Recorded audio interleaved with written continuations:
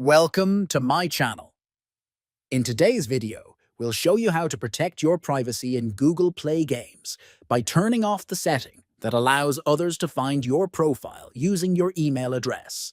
This simple change can help you maintain control over who sees your gaming activity. Open the Google Play Games app on your Android device. Make sure you are signed in with the correct Google account.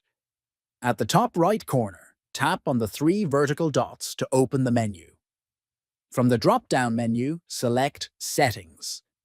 Scroll down the Settings menu until you find the option that says, Let others find your profile using your email address.